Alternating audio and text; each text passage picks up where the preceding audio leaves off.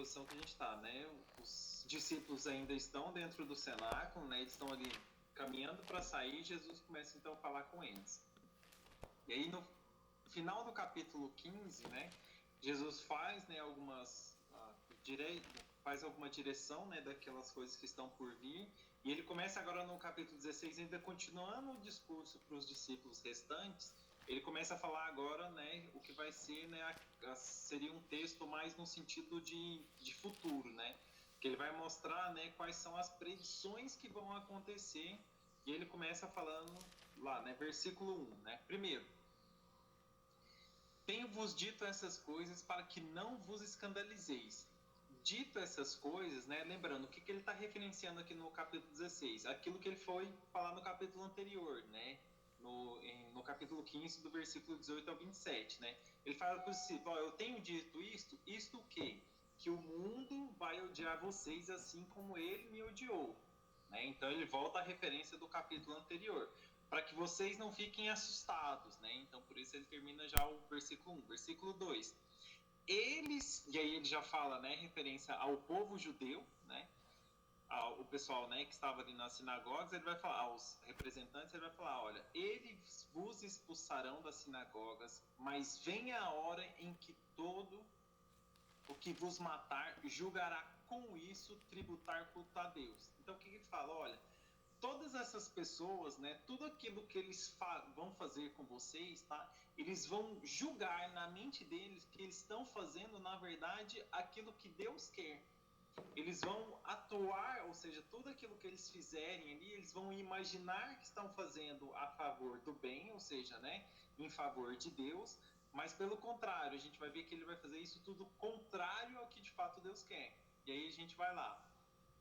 Versículo 3: isto farão porque não conhecem o Pai nem a mim.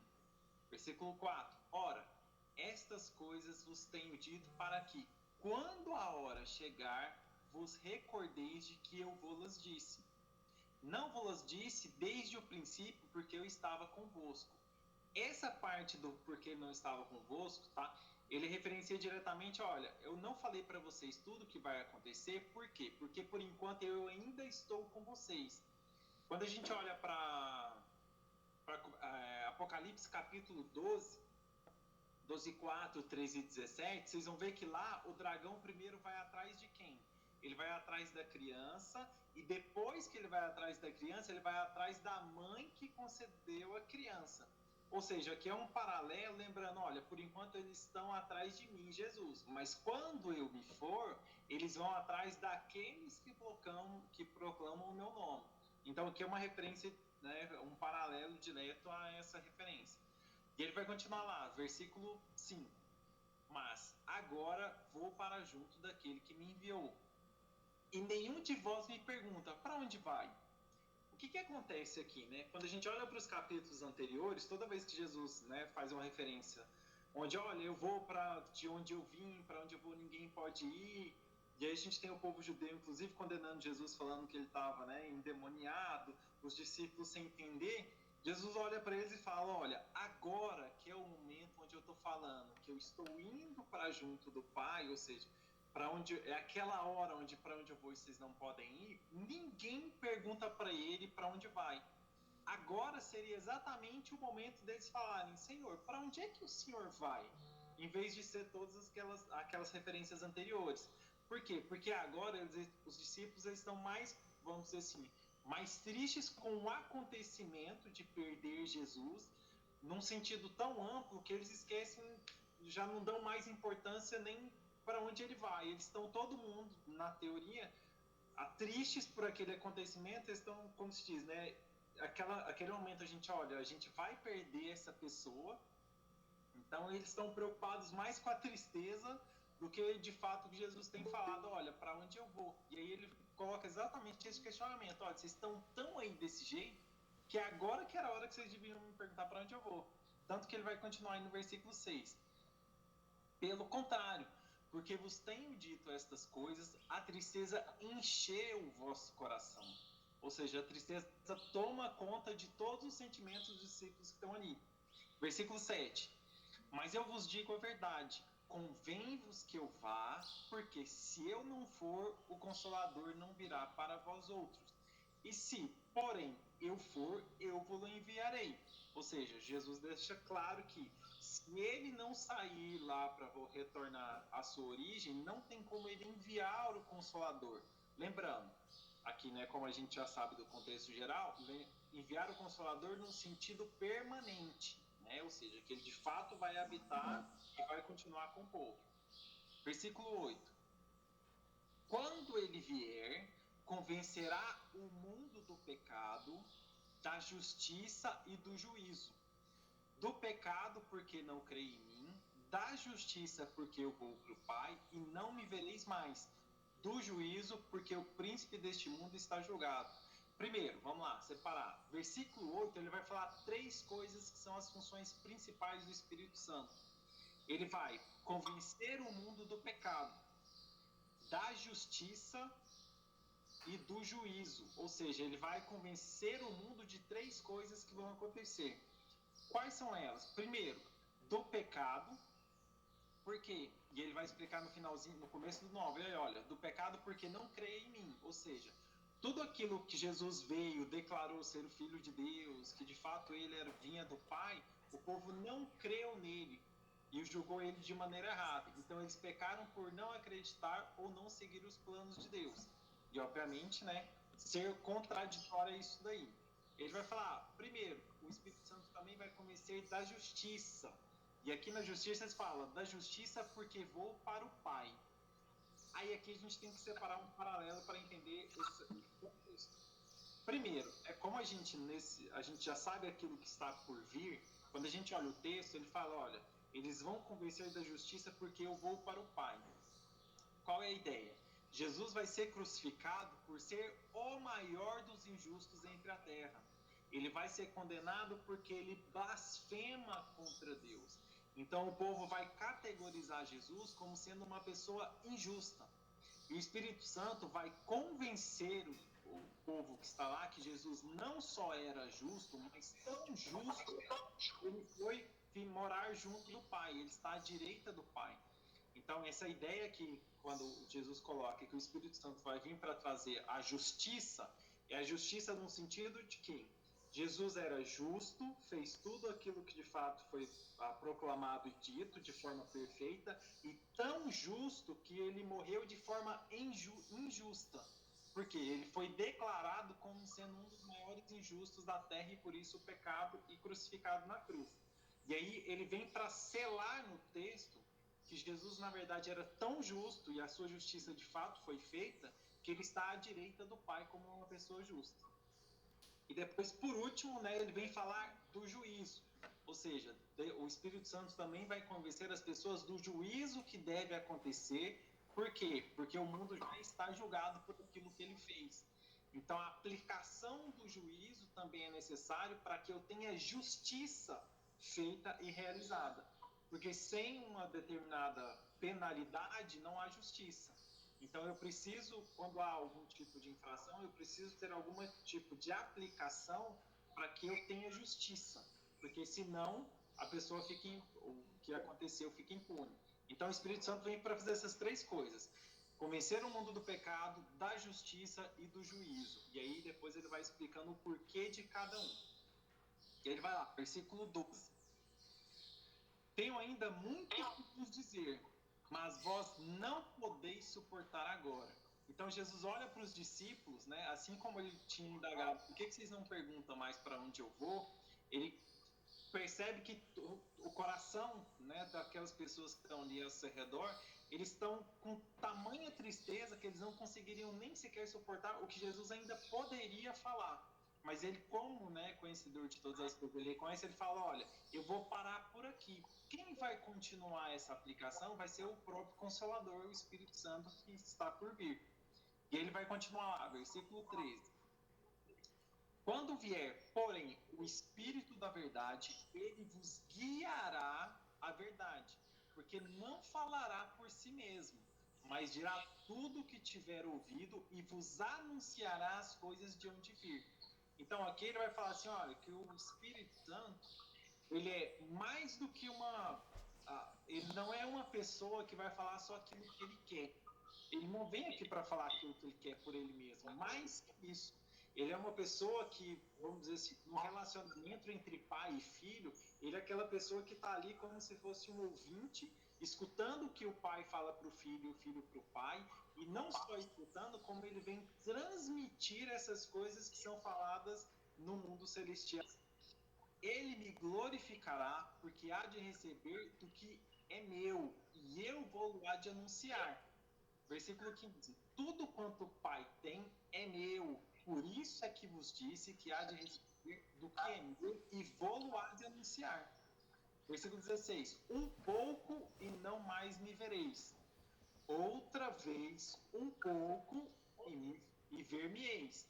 E aqui começa a causar uma intriga. Versículo 17: então alguns dos seus discípulos disseram uns aos outros: que vem a ser isso que nos diz? Um pouco e não mais me vereis, e outra vez um pouco e ver-me-eis. E vou para o Pai? Ou seja, os discípulos começaram a questionar o que Jesus estava falando. Gente, mas o que ele está referenciando? Alguns entendem, e uma grande minoria a gente não concorda com eles, é que essa passagem ela referenciaria de fato a segunda vinda de Jesus. Por que a gente não entende que ela seria a segunda vinda de Jesus e, na verdade, seria o derramamento do Espírito Santo que está para acontecer em Atos? Olha só. Olha o versículo 16. Um pouco e não me vereis mais. Ou seja, Jesus referencia que, olha, eu estou caminhando já para a minha morte. Só que ele diz no seguida, um pouco e me vereis. Ou seja, vai passar um tempinho e vocês vão me ver. E aí eles vão questionar. E aí olha o que ele vai falar no versículo 18. Diziam, pois, os discípulos, né, entre eles, quem vem a ser este um pouco? Não compreendemos o que quer dizer. Versículo 19. Percebendo Jesus que desejavam interrogá-lo, perguntou-lhes, indagai entre vós a respeito disso que vos disse. Um pouco e não me vereis, e outra vez um pouco e me vereis. O que isso quer dizer? Ele quer dizer que, olha, daqui um tempinho vocês já não vão me ver, ou seja, ele já está olhando para a cruz, e ele fala, olha, que depois vocês vão me ver um pouco mais. Não vai ser um grande tempo, vai ser um pequeno tempo. E ele continua no versículo 20. Em verdade eu vos digo que chorareis e vos lamentareis, e o mundo se alegrará. Vós ficareis tristes, mas a vossa tristeza se converterá em alegria. Versículo 21. A mulher, quando está para dar à luz, tem tristeza, porque a sua hora é chegada. Mas depois de nascido o menino, já não se lembra da aflição, pelo prazer que tem de ter nascido ao mundo. Na minha versão aqui está um homem, em algumas outras ele referencia como ser humano. Aqui a ideia é de ser humano, tá? Então, ou seja, um ser que é trazido à vida. Versículo 23, olha ele referenciando de novo o dia. Naquele dia, nada me perguntareis. Por que a gente referencia isso aqui que não é no sentido da segunda vinda de Jesus? Isso aqui referencia o derramamento do Espírito Santo, por quê? Porque é onde nós vamos ter a plenitude do entendimento de quem é Jesus. Então, quando o texto, todo mundo fica assustado. E ele declara lá, olha, vocês não vão ter mais pergunta, vocês vão entender tudo que eu tenho dito. Então, por isso que essa referencia de fato o derramamento do Espírito Santo, onde o povo de fato entende de fato quem é Deus, tudo aquilo que ele tem feito, a ideia de vê-lo um pouco, é porque no versículo 15 e 16, ele já declara aquilo que vai acontecer e os discípulos vão entender que, falado até o capítulo 16 que a gente está lendo, e ele vai vir para me consolar e me dar plenitude de conhecimento. Então, por isso que quando ele fala naquele dia, aqui no versículo 16, um pouco, né, que eles verão, é que nesse acontecimento eles vão se lembrar de Jesus, tudo aquilo que ele disse, como ia acontecer, e eles vão contemplar que de fato Jesus é o Deus onisciente, dentro desse derramamento do Espírito, e eles vão ter de fato pleno conhecimento daquilo que ele fez. Então, a ideia é, através do derramamento do Espírito, indiretamente eu vejo Jesus Porque foi ele que enviou este Consolador e ele que está fazendo as coisas acontecerem. Então, por isso que essa parte do texto, ela referencia aquilo que está por vir. Exatamente o derramamento do Espírito lá na frente. E ele vai continuar lá. E aí, né, ele termina, né? Versículo 23. E nada me perguntareis por quê? Ter conhecimento pleno de tudo aquilo que Jesus tem falado até agora. E aí ele vai continuar lá. Em verdade vos digo, se pedirdes alguma coisa ao Pai, eu vou-la considerar em meu nome. Até agora, nada tendes pedido em meu nome. Pedi e recebereis, para que a vossa alegria seja completa. Primeiro parênteses, tá? O que Jesus está dizendo? Olha, até o momento, vocês não têm pedido nada em meu nome. Ou seja, não quer dizer que o povo judeu não tenha orado. Eles continuam pedindo as coisas, né, para Deus, sem problema nenhum. Só que Jesus é o intermédio para fazer essa solicitação. Então, vamos dizer assim, eles pedem, mas sem ter nenhum tipo de crédito para pedir. E aí Jesus vai falar, olha, vocês vão começar a pedir no meu nome. E quando vocês pedirem no meu nome, vocês vão de receber.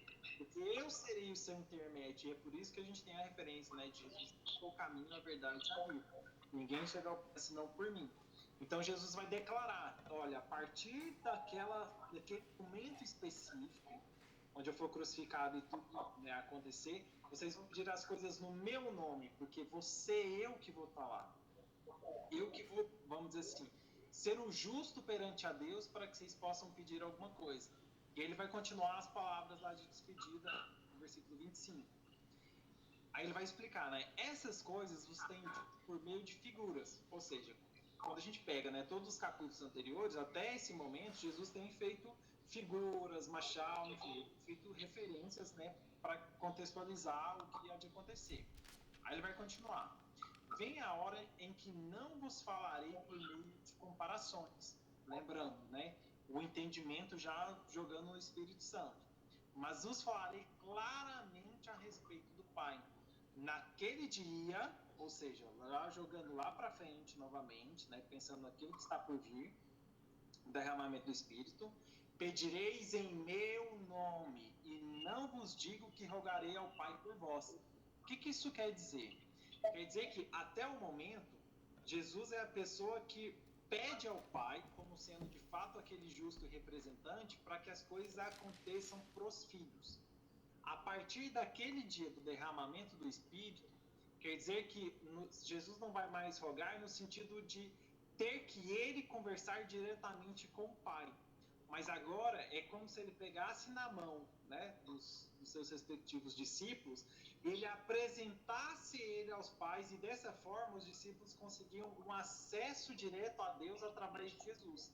E é por isso que a gente referencia que ele é a ponte. Então Jesus não roga mais diretamente por todos eles, porque através dele, agora todos eles têm acesso direto ao Pai. Então não quer dizer que Jesus vai parar, né, de falar, vamos dizer assim, ó, agora você está por sua conta. Não é esse o entendimento. Quer dizer que é como se Jesus agora trouxesse, entre aspas, né, o seu amigo, né, pegava ali na mão e falava assim, olha, pai, esse aqui é o meu amigo X, né, e assim vai. E ele consegue uma conversa direta com o Pai porque Jesus é o caminho para esse acesso. E ele vai continuar lá no 27. Porque o próprio versículo 28. Vim do Pai e entrei no mundo. Todavia, deixo o mundo e vou para o Pai. E aí os discípulos, né? Como se a partir de agora os discípulos já começassem a, vamos dizer assim, ter uma maturidade espiritual em crescimento. Versículo 29. Disseram seus discípulos, agora que falas claramente e não empregas nenhuma figura. E aí Jesus fala, agora que sabes todas as coisas e não precisas de que alguém te pergunte. Por isso, cremos de fato que vieste de Deus. Os discípulos falam para Jesus, não, agora o Senhor está falando claramente. E agora, de fato, a gente crê que o Senhor veio da parte de Deus. E Jesus lhe responde, credes agora? Isso aqui é vamos dizer assim, é um questionamento direto. Vocês estão achando que de fato vocês creem agora. Porque olha o que ele vai dizer no versículo 32. Eis que vem a hora, e já é chegada, em que sereis dispersos, cada um para a sua casa, e me deixareis só. Contudo, eu não estou só, porque o Pai está comigo. Aqui Jesus já está olhando para a perseguição.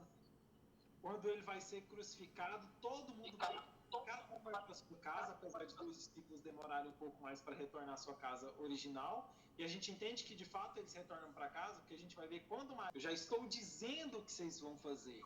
E aí, quando isso chegar, ele vai, calma, que tenha paz em mim. E aí vai terminar o versículo, né?